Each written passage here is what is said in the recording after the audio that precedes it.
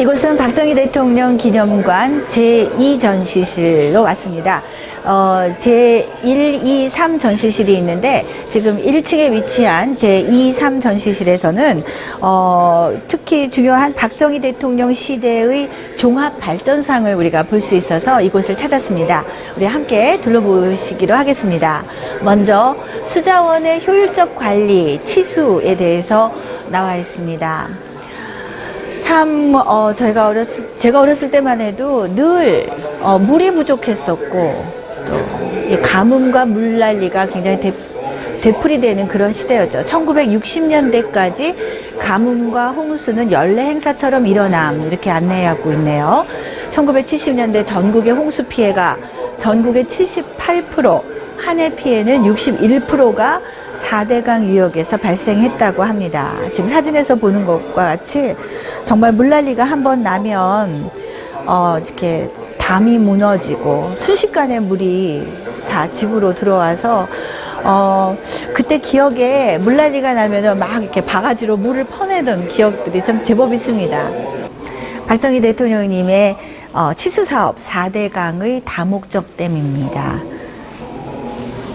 1960년도에서 1979년까지 국토개발 종합계획상에 치수관리의 요지는 4대강 유역에서 주로 물난리가 계속 났었기 때문에 다목적 댐을 건설하는 것이 바로 이 치수사업의 중요한 요지였습니다. 가뭄과 홍수의 차이는 홍수의 방지는 물론이고 식용수, 농업용수, 공업용수 그리고 수력발전 등의 활용을 했습니다. 농업면에는 천수답에서 전천후 농업으로 변모하게 된 결정적인 치수사업이 되었습니다. 제가 어렸을 때만 해도 수도가 없었고요. 참 너무나 오랜 시절인데 제가 어렸을 때만 해도 저희 어머니가 동네에 하천, 개천에 가서 우리 빨래를 했었어요. 그때만 해도. 그리고 집에서 그 펌프가 있으면은 참 그래도 괜찮은 그 시설에서 사는 그런 경우였던 것 같습니다.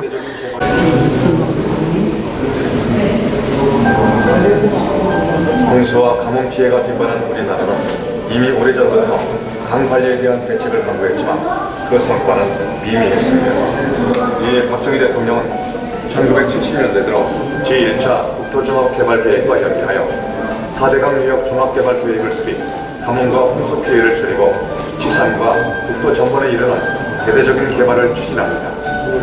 4대강 유역 종합개발계획은 한강, 낙동강, 금강, 영산강 유역을 중심으로 진행됐습니다. 1970년대 우리나라 국토 중 4대강 유역이 차지하는 면적은 64%, 총 인구의 62%가 이 일대에 살고 있었습니다.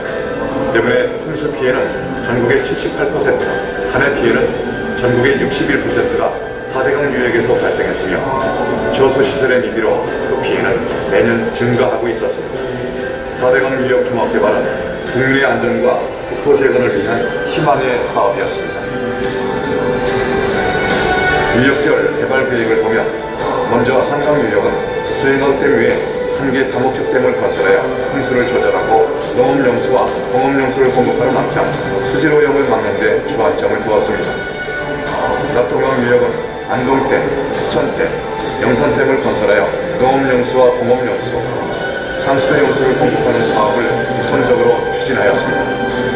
금강 유역은 개천 다목적 댐을 건설하여 홍수를 조절하고 농업용수와 공업용수, 상수도용수를 공급하는 사업을 우선적으로 추진하였습니다. 영산강 유역은 장성댐, 담양댐, 대처댐, 동복댐 및 영산강 하구어를 건설하여 홍수를 조절하고 농업용수와 공업용수, 상수도용수를 생산하는 데 역점을 두었습니다. 이로써 우리나라는 해마다 반복되는 가뭄과 홍수에서 비로소 벗어나게 되었으며 산림緑화, 농업용수 개발, 신규 농토 조성, 식량 생산으로 확대되는 국토개발의 기반을 가지게 되었습니다. 네, 첫 치수사업 4대강의 다목적 댐 건설입니다. 1960년도에서 1979년간의 국토개발 종합계획상의 치수관리의 요지는 바로 늘 가뭄과 물난리가 반복이 되던 4대강 뉴욕에 4대강 다목적댐을 건설하는 것이었습니다. 가뭄과 홍수의 방지는 물론이고 용수, 농업 용수, 공업 용수, 그리고 수력 발전 등에 활용되었습니다. 농업적인 면에서 보면 천수답에서 전천후 농업으로 변모하는 결정적인 계기가 되었습니다. 이게 소양강 댐이고요. 그 다음 안동댐, 그리고 섬진강댐입니다. 네, 용도별로 이렇게 댐을 건설을 했는데요.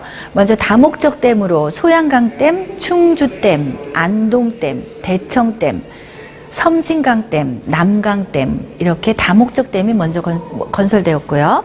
하구둑으로서 영산강, 안성천, 삽교천에 하구둑이 건설되었습니다.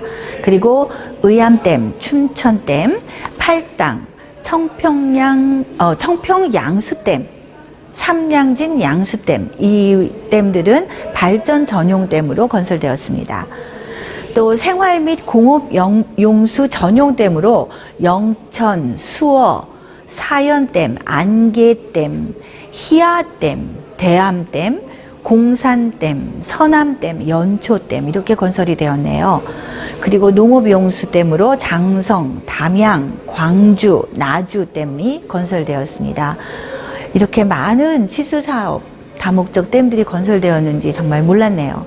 제가 어렸을 때만 해도 저는 서울에 살았는데 정말 물이 부족했고 그래서 수도도 없었고 저희 어머니가 제가 어렸을 때만 해도 개천에서 빨래를 했고 그리고 집에 수도가 아니라 펌프가 있었습니다.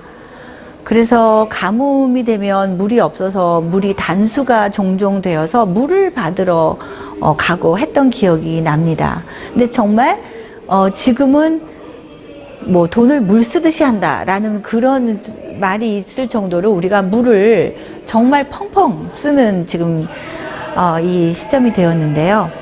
우리 이러한 치수 사업에도 불구하고 우리나라가 지금 세계적으로 봤을 때 정말 수자원 부족 국가의 그 상위에 지금 올라가 있다는 걸 인식하고 지금 이 박정희 대통령님이 기초를 탄탄하게 닦아 놓으신 이 치수 사업 어떻게 잘 발전시키고 우리가 이 환경에 지금 맞추어서 잘 해 나갈 것이냐 큰 정책의 과제인 것 같습니다.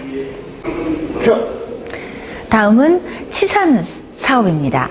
우리가 일제강점기와 6.25 전쟁을 거치면서 우리나라는 약탈과 전쟁의 상처로 산림 자원이 완전히 황폐화된 상태였습니다. 농가의 난방을 위한 땔감으로 장작과 낙엽을 사용하여 산림은 민둥산과 헐벗은 산으로 변모하여 황폐화가 극도에 달한 시점이었죠. 민둥산을 푸른 숲으로 만든 기적을 이룬 산림 녹화 사업은 경제개발 업적 못지않은 역사상 길이 남을 업적이 되었습니다. 사진을 먼저 보시면 얼마나 황폐한 우리 산의 모습이었던지 우리 벌거벗은 금수강산의 모습입니다. 한국의 산림 자원의 황폐화는 조선시대 때부터 시작되지만 일제강점기의 전쟁 지원을 위한 남벌 그리고 6.25 전쟁으로 인한 폭격 등으로 황폐화가 가속화되었습니다. 온돌과 취사용의 수단으로 목재를 사용하여 산림의 황폐화는 1950년도에 극도에 달하게 됩니다. 홍수와 가뭄을 유발하여 비만 오면 제방이 터지고 전답이 매몰되고 이 참상은 국토의 사막화가 우려되는 상황이었습니다. 이렇게 황폐하던 우리의 금수강산을 다시 녹지로 만들기 위해서 박정희 대통령님은 산림녹화 정책을 펴십니다. 산림녹화 주요 정책은 녹화 촉진 임시조치법을 먼저 발효해서 녹화에 적극적으로 추진을 해 나갑니다. 그리고 1967년 농림부 산하기관으로 산림청을 신설하여 산림청의 사업을 강화합니다. 그리고 산에 불을 놓아서 생계를 유지하는 화전민을 먼저 정리해서 화전민이 생활할 수 있도록 집단 이주시켜서 산림 보호를 동시에 달성을 합니다. 그리고 그린벨트, 즉 개발 제한 구역을 설정하여 가지고 도시 주변의 녹지 공간을 보존하고 또 개발을 제한해서 자연 환경을 보존하는 산림 녹화 정책을 펼칩니다. 그리고 한국 실정에 부합되는 조경 제도를 개발해서 조경 사업을 실시하게 됩니다. 지금 사진은 박정희 대통령님의 전북 녹화사업 촉진대회 참석한 사진입니다. 전북에서 열린 녹화사업 촉진대회. 이 녹화사업에도 방공방첩에 휴일 없다 이런 문구도 빠짐없이 붙어 있네요. 자연보호 운동에 앞장서셔서 박정희 대통령님은 직접 이렇게 모든 곳곳을 돌아보시면서 얼마나 황폐화되어 있는지, 어떻게 이 산림 녹화를 다시 이루어야 할 것인지 구상을 하시면서 이렇게 직접 자연보호 운동에 앞장서셨습니다. 전 국토화 녹지화를 위해서 이제 화전민의 생활을 정리해 주시고 집단 이전시키시고 그리고 화전지 조림을 실시하셨습니다. 여기에 수풀을 이제 만들게 되어서 이렇게 황량했던 이런 화전지가 이제 푸른 녹지로 변모하게 되는 거죠. 그리고 개발을 오로지 하다 보니 많은 벌목이 이루어지고 녹지가 훼손되니까 이제 도시 주변으로 그린벨트, 즉 개발 제한 구역을 설정해서 이렇게 전 국토의 녹지화를, 산림화를 적극 추진하셨습니다. 자, 이렇게 산림 녹화, 전 국토 녹지화 주요 정책은 그냥 정책만 설정해 놓은 것이 아니라 중간에 끊임없이 철저한 관리가 이루어졌기 때문에 지금 우리 국토가 이렇게 아름다운 녹지화가 형성이 되었습니다. 먼저 철저한 관리 정책으로서 육림의 날을 제정했습니다. 그래서 1977년 매년 11월 첫째 토요일이 육림의 날이라고 합니다. 정말 많이 잊혀져서 이러한 것이 있었는지도 정말 몰랐는데요. 그리고 또한 1978년 10월 5일 자연보호 헌장을 선포하셨습니다. 자, 지금 사진을 보시면 우리 박근혜 대통령님과 또 아버지 박정희 대통령님 두 분이 치산 녹화 현장에서 이렇게 직접 육림의 날 나무를 심는 모습입니다. 자, 1978년 10월 5일 선포된 자연보호 헌장입니다. 정말 한 가지 더 보면 볼수록 우리 박정희 대통령님의 치적에 정말 놀라지 않을 수가 없습니다. 이 치산 녹화 10개년 계획도 있었는데요. 이 10개년 계획은 10년간 100만 헥타르에 총 21억 그루의 나무를 심고 4만 2천 헥타르에 해당하는 국토에 실시한 사방사업과 420만 헥타르의 육림을 하는 방대하고 치밀한 녹화 계획을 수립하였다고 하십니다. 야, 10년간에 걸쳐서 21억 그루의 나무. 남한의 산림 면적이 665만 헥타르였으니까 전체의 6분의 1에 조림하고 3분의 1을 가꾸는 계획을 수립하셨다는 겁니다. 네, 이러한 치밀한 정책과 그리고 관리 그리고 계획에 의해서 원래 10개년 계획이었는데 당초 계획보다 4년이나 앞당겨서 1978년에 치산 녹화 10개년 계획의 목표를 달성했다고 합니다. 세계 식량기구 82년 보고서에 독일, 영국, 뉴질랜드, 한국을 세계 4대 조림 성공국으로 발표를 했다고 합니다. 이후 동남아 여러 국가에서 우리 한국에 견학을 와서 한국의 산림 녹화는 세계적 성공작이며 한국이 성공한 것처럼 지구도 다시 푸르게 만들 수 있다라고 지구정책연구소장 레스터 R. 브라운 소장이 저서 B 2.0이라는 저서에 이렇게 인용을 하였네요. 또한 유엔산하 식량농업기구의 1982년 보고서 중에 한국은 제2차 세계대전 이후 산림 녹화에 성공한 유일한 개발도상국이다 라고 인용되었습니다.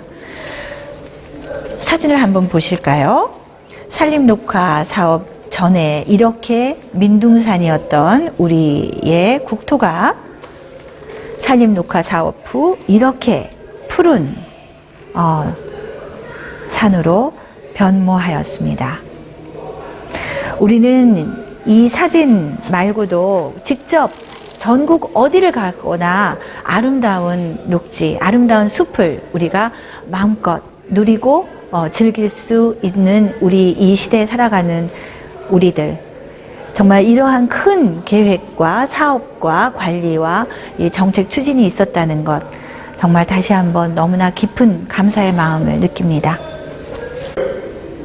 다음은 영일지구 사방사업입니다. 여기 우리 한자를 기록을 해주셨어야 되는데요.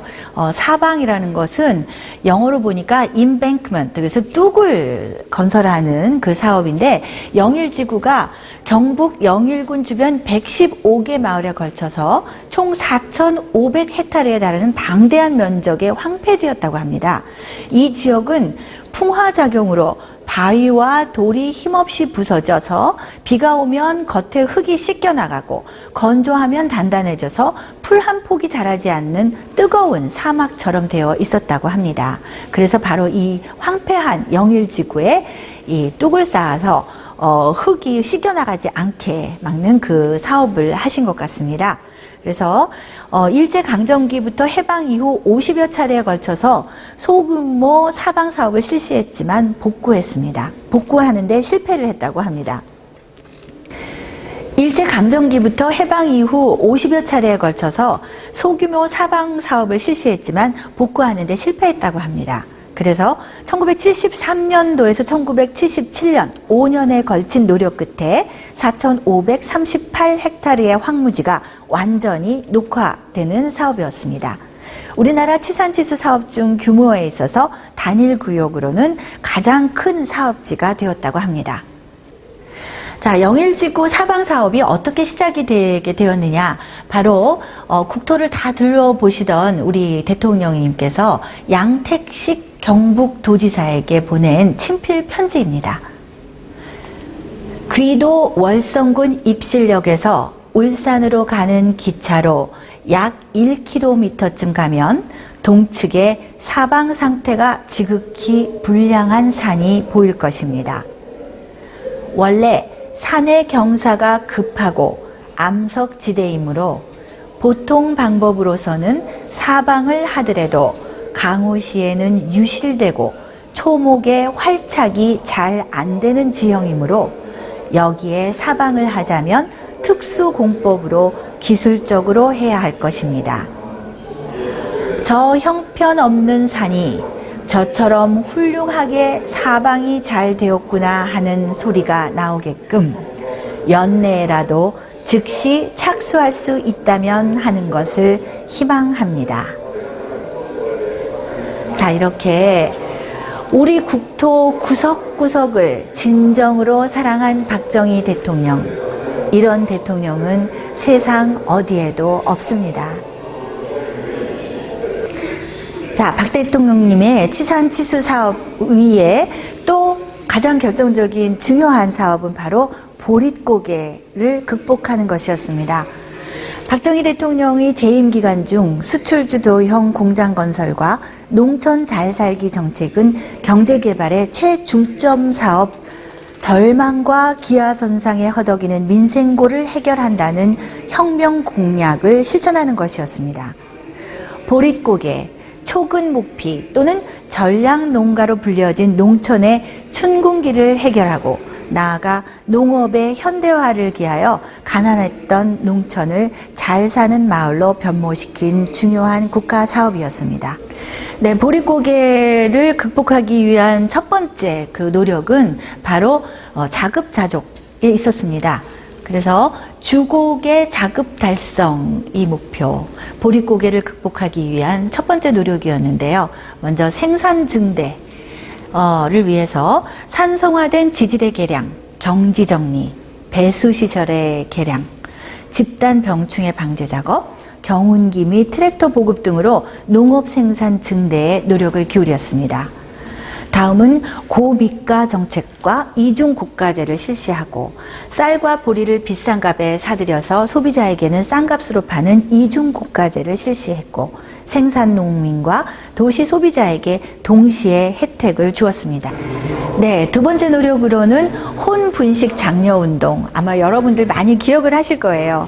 그래서 국민 식생활 개선을 위한 계몽 운동으로 혼분식 장려 운동을 대대적으로 실시하였습니다. 그리고 이 혼분식 장려 운동의 핵심은 바로 쌀 소비를 절약하고 보리, 밀 소비 촉진에 힘썼죠. 그래서 제가 학교를 다닐 때만 해도 국민학교 때, 그때는 국민학교라고 했는데 도시락 그 혼식 검사를 했었습니다.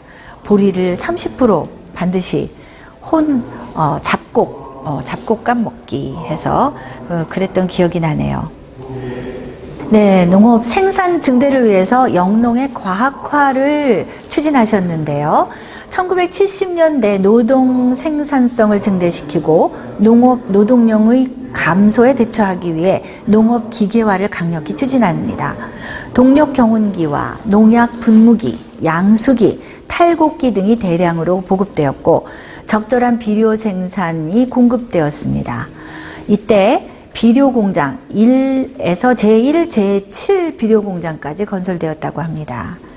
그래서 저렇게 헬리콥터로 농약도 살포하고 양수기 작업, 대형 컴바인을 이용한 추수, 요즘에는 모두 모 심기에서 탈곡까지 모두 기계화되었죠.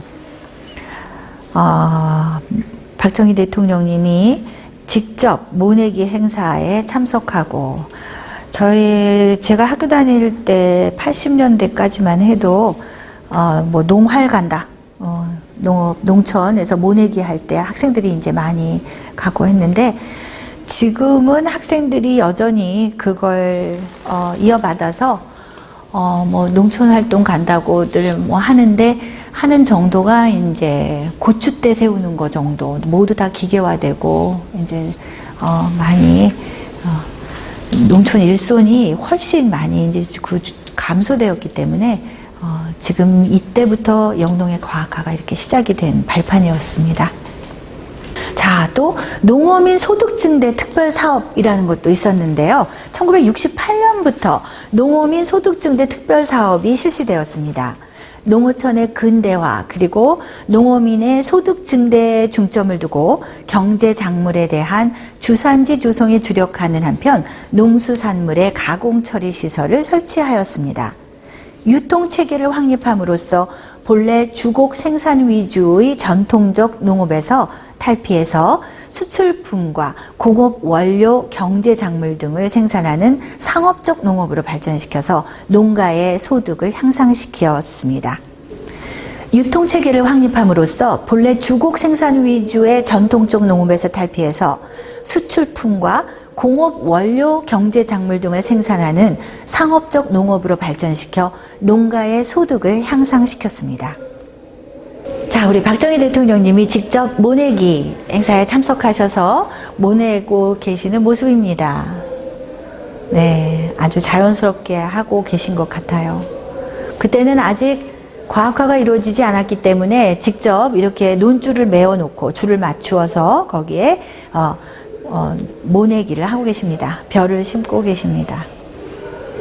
네, 자급자족 사업. 거기에서 중요한 역할을 또 한 것은 신품종 개발이라고 하는데요. 신품종 개발 7년 만에 쌀 자급자족을 달성하게 됩니다. 수원의 농촌진흥청 연구팀은 서울대학교 농과대학과 필리핀 소재 국제미작연구소에서 육성한 이른바 기적의 벽시인 통일벼를 개발하였습니다. 신품종인 통일벼의 수확성이 당시 다른 품종보다 30% 이상 높게 나타나자 정부는 통일벼 보급을 적극적으로 추진합니다. 그래서 1974년에는 쌀 3천만 석 시대를 열었고 1977년에는 4천만 석을 돌파하여 주곡의 자급 달성을 드디어 달성하게 됩니다. 1974년에는 쌀 3천만 석 시대를 열었고 그리고 1977년에는 4천만 석을 돌파하여 주곡의 자급 달성을 이룩하게 됩니다. 자, 이렇게 식량 자급 자족을 조기 달성한 우리 대통령님의 1964년 3월 13일 식량 증산 연찬 대회에서 치사를 하신 부분 중에서 한 구절이 여기에 있습니다. 20세기 후반기에 들어선 오늘 세계의 모든 민족이나 국가는 자주라는 목표의 달성을 위하여 경제적 자립을 서두르고 있습니다. 그러나 경제적 자립은 식량의 자급자족으로부터 이루어져야 한다는 것은 너무나 자명한 일입니다.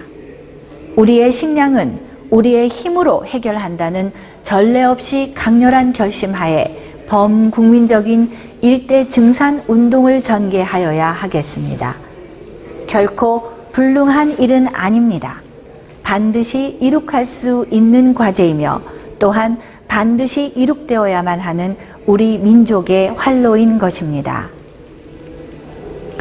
이러한 단단한 결기로 결국 우리는 식량 자급자족을 신품종 개발 7년 만에 조기 달성을 하게 되는 큰 결과를 얻어낸 것입니다.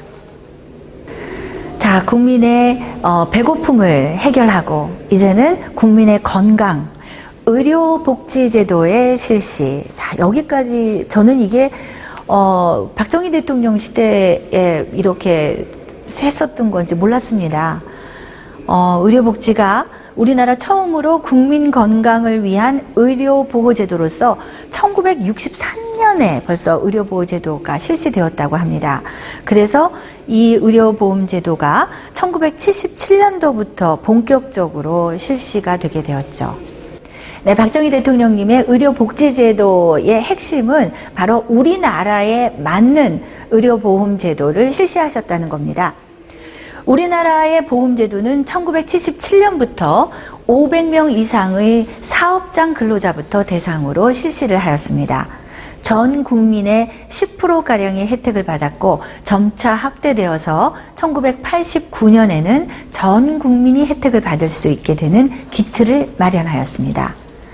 의료보험제도는 근로자 500인 이상의 사업장과 공업단지 내의 사업장 등을 강제 적용 대상으로 하는 일종조합과 농어촌 지역 등 행정단위의 주민들의 임의 가입 형식으로 구성되는 이종조합을 두어서 시행이 가능한 분야부터 재정 상황을 감안해서 단계적으로 시행했습니다.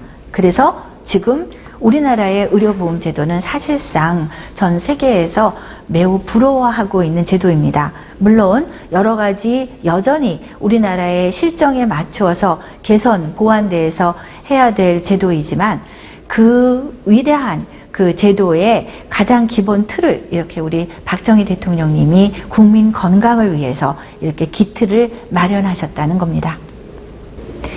네, 국민 건강 그리고 국민 기본 생활 그걸 넘어서 정말 이렇게 구석구석 우리 국민을 생각할 수 있는 이런 대통령이 있을까? 다음은 중화학 공업화 정책입니다. 선진공업국 건설을 위해서 중화학 공업화 정책을 채택하고 추진하셨습니다. 공업구조를 중화학 공업구조로 개편하고 수출의 획기적 증대를 목표로 한 중화학 공업화 정책입니다. 박정희 대통령님은 1973년 1월 연두기자회견에서 중화학 공업화 정책을 선언하십니다. 정부는 이제부터 중화학 공업 육성의 시책에 중점을 두는 중화학 공업화 정책을 선언하는 바입니다. 80년대 초에 우리가 100억 달러 수출 목표를 달성하려면 전체 수출 상품 중에서 중화학 제품이 50%를 훨씬 넘게 차지해야 되는 것입니다. 그러기 위해서 정부는 지금부터 철강, 조선, 기계, 석유화학 등 중화공업 육성 정책을 펴야 합니다. 이 정책에 수반하여 과학기술의 개발 및 기술 인력의 양성이 필요하므로 전 국민의 과학화 운동을 전개할 것을 선언합니다. 그래서 이 중화공업화 정책의 중요한 세부 계획들은 국가 100년 대계의 경제개발 정책, 그래서 80년대 초에 수출 100억 불, 1인당 GNP 1000불 소득을 목표로 하는 경제개발 정책이 수립이 됩니다. 그리고 중화공업 추진 원칙, 그것은 국가 최고 발전 정책으로 추진하게 되고 정부 주도로 계획하고 민간 기업이 건설하는 중화공업이 추진됩니다. 중화공업기지 계획을 살펴보면 중부 아산, 비인 또는 가로림만 중부 종합기지를 계획하고, 다음 구미 전자중화공업단지, 포항 철강단지, 울산 제1석유화학 조선공업단지, 부산의 조선공업단지, 그리고 온산의 비철금속단지가 있네요.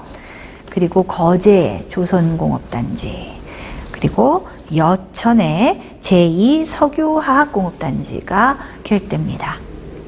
네, 중화공업 정책의 업종별로 어떻게 추진되었는지 한번 살펴보겠습니다. 먼저 철강공업입니다.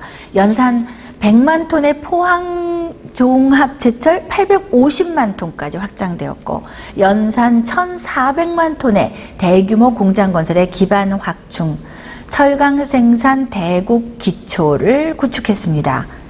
네, 중화공업의 그 업종별로 어떻게 추진이 되었는지 한번 살펴보겠습니다. 먼저 철강공업입니다. 연산 100만 톤의 포항 종합제철 850만 톤까지 확장했습니다. 연산 1,400만 톤의 대규모 공장 건설의 기반을 확충하고 철강 생산 대국의 기초를 구축하였습니다. 다음은 비철금속공업입니다. 경제성 있는 동, 아연, 알루미늄 재련소를 건설하였습니다. 기계류와 방위산업 제품의 소재와 희귀금속 생산이 가능해졌습니다. 사진은 온산 비철금속단지 이수화학의 사진입니다. 다음은 조선공업입니다. 울산에 위치한 현대 미포조선, 거제의 대우 옥포조선, 그리고 역시 거제에 위치한 삼성 죽도조선 등 최대 100만 톤급 이상의 선박을 건조할 수 있는 조선소를 건설했습니다. 세계 제1의 조선 강국으로 부상하게 된 것이죠. 사진은 현대조선소의 사진입니다. 다음은 기계공업입니다. 공장 기자재, 선박용 기계, 방산 제품, 자동차 부품 및 일반 기계류 생산 단지를 조성하였습니다. 자동차 생산 조선 기자재, 원자력 발전소 기자재, 방산 제품 등 세계 인류의 기계류 생산국의 기반이 조성된 것입니다. 사진은 크랭크 축을 생산하는 공장의 사진입니다. 자, 그 다음은 전자공업입니다. 요소 및 부품의 국산화로 전자공업의 수출 전략화가 추진되었습니다. 고도로 발전된 전자공업으로 육성하는 발판을 마련하게 된 것입니다. 사진은 삼성전자의 VTR 생산 라인입니다. 끝으로 석유화학공업을 보시겠습니다. 울산의 확장과 여천단지의 신설로 내수 및 수출이 추진되었습니다. 세계 인류 석유화공업 국가 건설이 바로 이 석유화공업에서 추진이 된 것입니다. 사진은 울산 정유공장의 사진입니다. 이렇게 추진된 중화공업 정책도 조기 달성하게 되는데요. 다시 한번 훑어보겠습니다. 1950년대 이전에 우리나라는 후진성, 저개발, 그리고 빈곤의 악순환 상태에 있었습니다. 그래서 중화공업화 정책은 1차 1962년에서 66년에 걸쳐서 공업화가 착수되고 수입 대체 산업이 육성되었고 수출입국으로 추진이 되었습니다. 그 결과 공업화의 기반이 구축되어서 후진국에서 도약하는 단계가 바로 1차 사업 목표였습니다. 이 목표 달성 후 실시된 1967년에서 1971년 2차 기간입니다. 이 기간 동안에는 경공업 경쟁력을 강화하고 원료 국산화가 실시되며 기술 도입이 추진되었습니다. 그 결과 소비재 공업 자립화가 이루어지고 중화공업과 육성 여건이 조성이 되었습니다. 3차 사업 기간입니다. 1972년에서 1976년도에 걸친 3차 산업 기간에는 중화공업화 정책과 과학화가 선언이 되었고, 그 결과 중화공업 기반을 구성하고 중화공업 수출 산업화가 이루어졌습니다. 이 3차 산업 기간은 공업화 중기에서 고도 성장을 이뤄낸 시기입니다. 5차 이후입니다. 1980년대인데요. 이때는 국제 경쟁력이 강화되고, 그래서 내실화에서 선진 공업 단계가 이루어지는 단계입니다. 이렇게 우리의 중화공업화 정책은 조기 달성, 중화공업을 우리나라 중추산업으로 육성하여 중화공업화율이 50% 이상 달성되는 우리나라 공업화 정책의 성과입니다. 1973년 1월 중화공업화 정책 선언 당시에 박정희 대통령은 과학기술의 발전을 위하여 전 국민의 과학화 운동을 전개할 것을 선언하셨습니다. 전 국민의 과학화 운동, 거기에서 바로 시작된 것이 대덕연구단지입니다. 대덕연구단지는 국가적 전략연구기관을 집중적으로 입주시켜 두뇌 집단으로 조성되었습니다.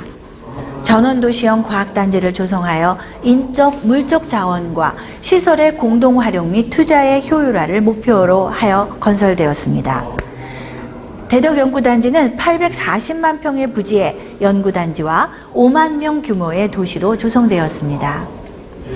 대덕연구단지를 건설함으로써 1979년 말 서울 4개, 창원 2개, 구미 1개, 대덕 9개, 총 16개의 연구소가 건설되게 됩니다. 이 사업에서 대덕연구단지는 한국의 R&D 센터로서 사이언스타운의 역할을 수행하게 됩니다. 단지를 출발점으로 해서 연구개발 계획이 점차 확대됩니다. 먼저 키스트가 국가종합기술연구소로 계속 발전되게 되는데요. 키스트는 월남전 파병의 대가로 미국의 존슨 대통령과 박정희 대통령 간의 정상회담 시의 산물로 탄생한 1966년 발족 이후에 한국의 연구개발에 중추적 역할을 수행하는 연구소입니다. 그 다음은 중화공업 업종별로 기업형 전문 연구소를 설치하게 됩니다. 예를 들면 기계, 전기, 전자, 금속, 화공연구소 등이 개설됩니다. 전문연구소는 정부 출연연구소로 하고 국토의 중심부, 즉 충남 대덕의 연구단지가 조성돼서 입주하게 된 것입니다. 네, 이렇게 전 국민의 과학화 운동을 선언하시고 정책이 추진되고 있는 가운데 1976년도에 박정희 대통령의 친필입니다. 과학 입국, 기술 자립. 1976년 10월 3일. 네, 기술 인력 양성 방법입니다. 먼저 기능사 양성인데요. 공교육에서 실기 위주 교육을 실시하고 자격증을 부여하였습니다. 그리고 학교를 특성화 공고는 예를 들면 방위산업, 또 중동 진출을 위한 시범 공고, 그리고 기계 공고와 일반 공고 등으로 분리하여 시행하였습니다. 또 현장 실습을 강화하고 선반 보내기 운동, 또 업체와 자매 결연 등을 맺어 기능사를 양성하였습니다. 또 기능사 양성을 위해서 사회직업훈련 교육제도를 동시에 실시하였는데요. 이때 사회직업훈련 교육 기관으로는 국립중앙직업훈련원, 정수직업훈련원, 한백직업훈련원 등이 있었습니다. 다음은 기술자 양성. 이공계 대학의 교육개혁으로 이론과 실기를 겸비한 기술자를 배출하는 데 주력하였습니다. 국립대 공대 특성화 교육제도를 실시해서 한 개의 전문 과목 대학을 만들었습니다. 예를 들어서 부산대의 공대를 부산대 기계공대, 전남대 공대가 전남대 화공공대로 특수화되었고, 경북대 공대가 경북대 전자공대로, 그리고 충남대 공대가 충남대 공업교육대로 양성이 되었습니다. 네, 기술 인력 양성을 위해서 사회 체제도 갖추었는데요. 기능검정공단을 설립해서 자격증 제도가 실시되었습니다. 이 제도는 공고 졸업 시 자격증 획득을 유도해서 정밀 기능사 등의 자격증을 부여했습니다.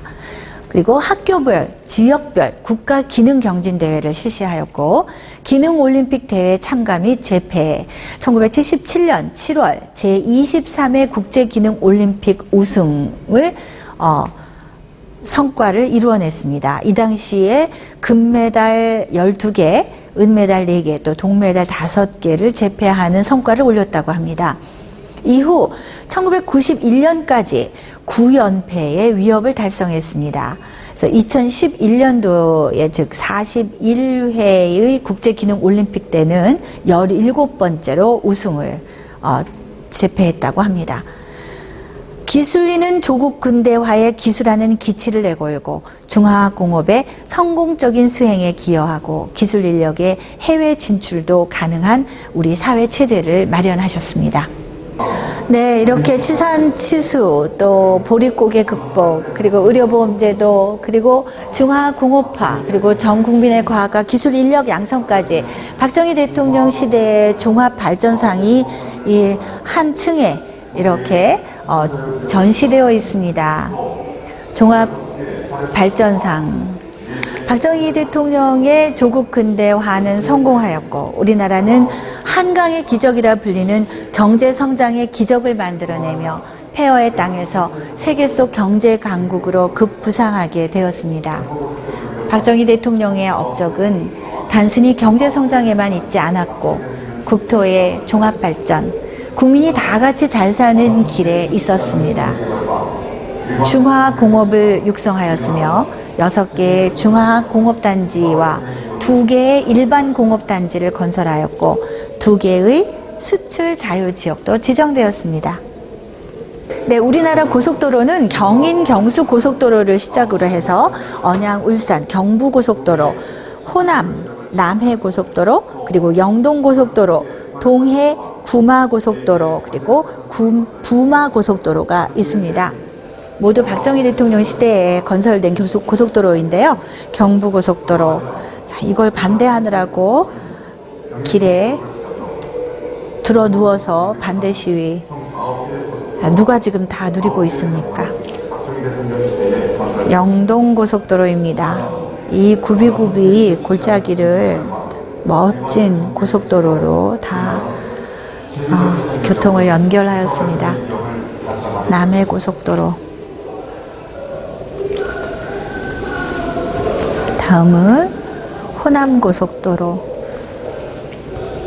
주변 산청 경관이 아주 뛰어난 호남 고속도로죠. 그리고 경인 고속도로, 우리 산업에 아주 중요한 경인 고속도로입니다. 항만과 연결되어 있는 중요한 산업, 그죠? 경인 고속도로. 항만 사업도 포항 신항, 마산, 북평항, 군산항, 제주항, 부산, 인천, 묵호항, 울산항, 3일항까지. 부산항? 네. 정말 어떻게 이렇게 구석구석 모든 걸, 그야말로 국토종합개발운동, 그때 그랬었죠? 국토종합개발계획. 네, 수출자유지역, 2개의 수출자유지역과 공업단지, 2개의 공업단지가 여기 나와 있네요. 마산 수출자유지역과 이리 수출자유지역, 구로 수출공업단지, 그리고 반월공업단지입니다. 중화공업기지, 온산 비철금속공업단지, 거제 조선공업단지, 여천 석유화학단지, 그리고 창원기계공업단지, 구미전자공업단지, 포항철강공업단지, 그리고 울산석유화학단지. 이제 첫 번째 사진은 거제공업단지입니다. 삼성과 대우. 이랬던. 거제 조선공업단지 대우네요. 네. 이게 창원기계공업단지.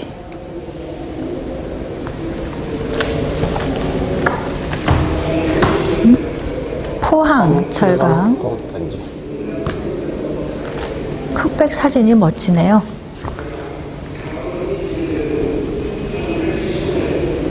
이것도 포항철강 공업단지. 울산석유공업단지입니다.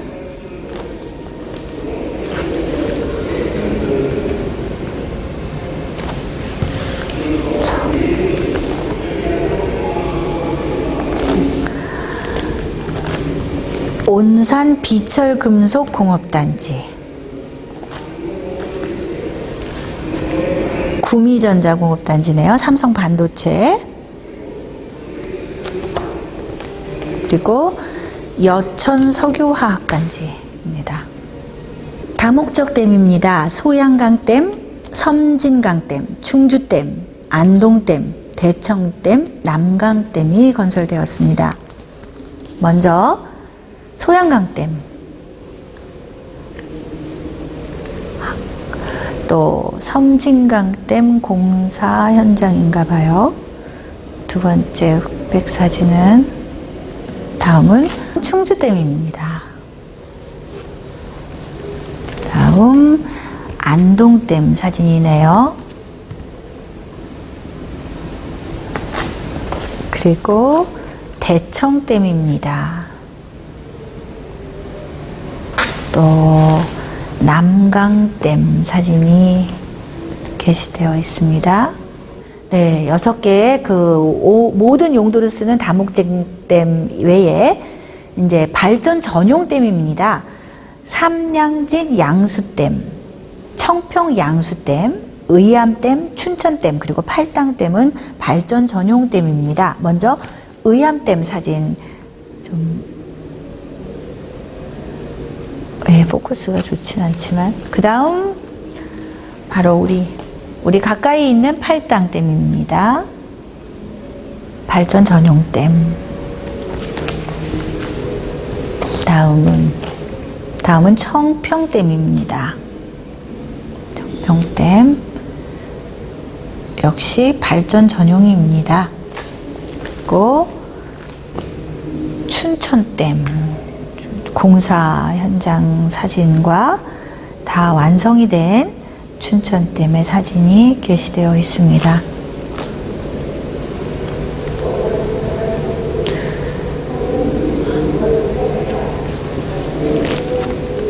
댐의 종류가 이렇게 여러 가지로 분류되어 있었는지도 몰랐습니다. 생활 및 공업용수 전용댐이 또 있는데요. 여기 사진을 지금 보시면 영천댐인데요. 되게 특이한 댐의 모양이네요. 생활 및 공업용수 전용댐은 영천댐을 비롯해서 수어댐, 사연댐, 안개댐, 희야댐, 대암댐, 공산댐, 서남댐, 연초댐 이렇게 여러 개가 있는데, 사진은 지금 영천댐만 게시되어 있습니다. 아무래도 생활 및 공업용수 전용댐이니까 아마 구역별로 상당히 여러 개가 지금 건설되어 있는 것으로 생각됩니다. 네, 다음은 농업용수댐입니다. 농업용수댐은 장성댐, 담양댐, 광주댐, 나주댐인데요. 첫 번째 사진은 광주댐입니다.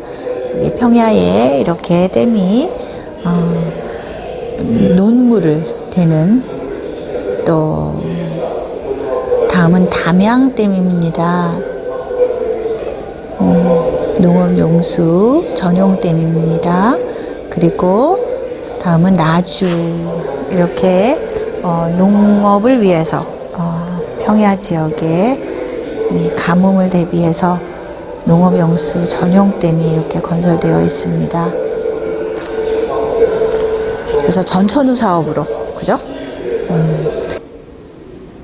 다음은 하구둑입니다. 영산강 안성천 삽교천에 있는데요. 하구둑이 무엇인가 봤더니 이 댐하고 비슷하지만 이 하천의 물이 하류로 흘러가는 것을 지체시켜서 그 물을 다른 용도로 이용할 수 있게 하는 것이 바로 하구둑이라고 합니다. 또한 하구둑은 바닷물이 강을 타고 상류 방향으로 역류하는 것을 막기 위한 목적으로 건설된다고 합니다. 그래서 첫 번째 사진이 바로 삽교천 제방 사진이고요. 영산강 하구원. 그래서 강의 입구에 거기에 설치해서 이 물을 다른 용도로 사용할 수 있는 일종의 댐의 목적과 유사한 그것이 바로 하구둑이었습니다. 다음은 화력발전소입니다. 우리나라의 화력발전소가 평택, 서울 화력발전소, 그리고 영월, 부산, 군산, 영동, 영남, 인천, 제주, 울산, 호남, 여수, 서천, 삼천포, 그리고 남제주 화력발전소가 있습니다. 먼저 사진은 영월 화력발전소, 그리고 울산 화력발전소,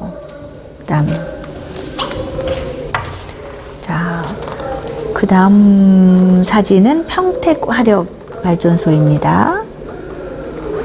그리고 부산, 그 다음 서울 화력발전소, 이거는 전에 당인리 화력발전소라고 이름이 있었습니다. 그 다음 삼천포 화력발전소입니다.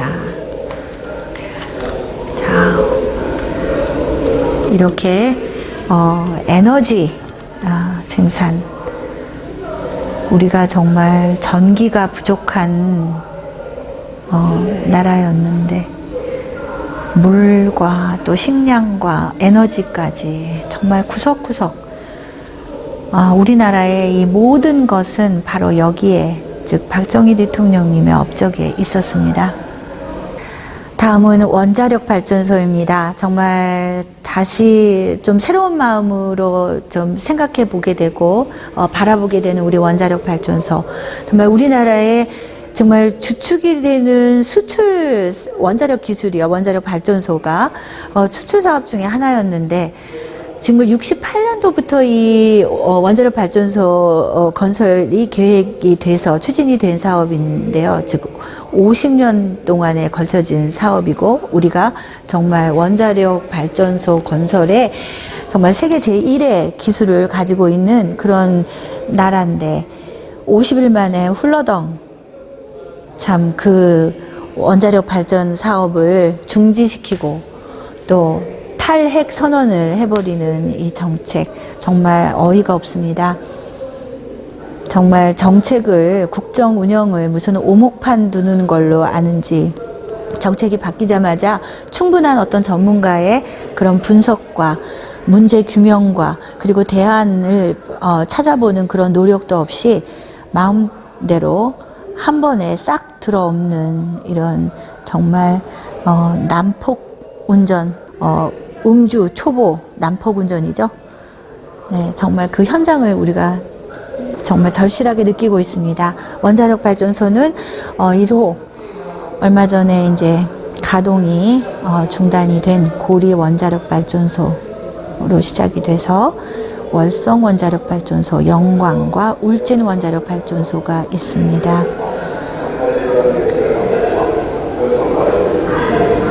네, 이 원자력 발전소는 우리나라의 미래의 먹거리였고, 그리고 사실상 제1의 지금 경쟁 대상이 프랑스인데, 우리가 지금 탈핵화를 선언하고 지금 신원전 사업도 중단해버리고 또 1호기는 완전히 가동을 이제 종료해버린 이 지금 가장 기뻐서 환호를 하고 있는 나라가 바로 제1의 경쟁 상대 프랑스입니다.